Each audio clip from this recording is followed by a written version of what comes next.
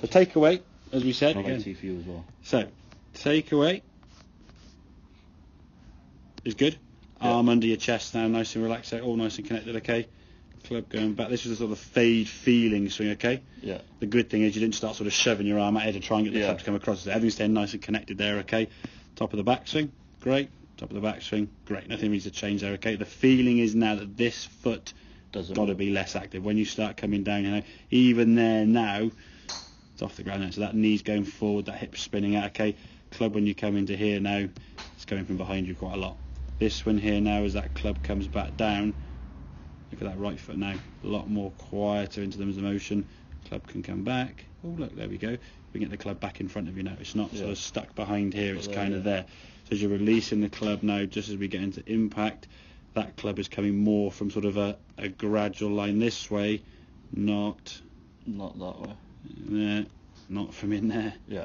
No, okay, so at least you've got a bit of chance. And if you look at those two movements here now, your top half's able to clear a little bit easier because the lower half's quieter. Once that left hip spun out the way, if you were to, you're almost going to hold your lower half, your top half back, because if your hips go that way and your top half goes with it, flip me, it's going to, it's just like where you're going to go. So by keeping this quieter, that straighter and that square, this is more in line, you're able to get that club back in front of you, so your top half feels like it's moving left and releasing the club.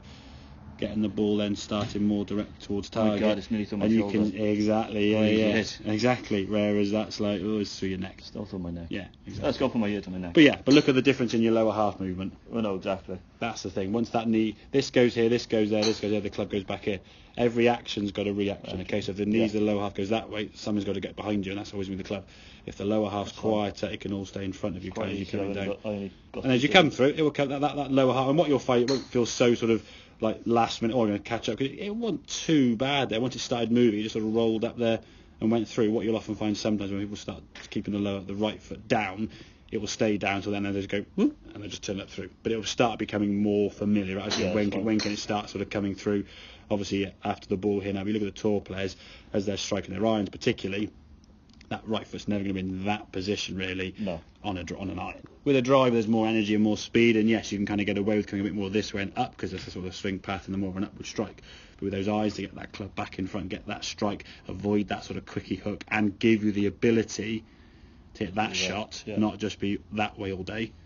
We got the chance. Okay, so the lower half can quieten, keep that club back in front. It allows your chest and top half and your arms to work. Your lower half is kind of supporting a lot more. Once he's down, the club can go through there. Once he's up, the club's coming through there. Yeah, cool. Okay, mate? Yeah. It's the morning, mate. Good.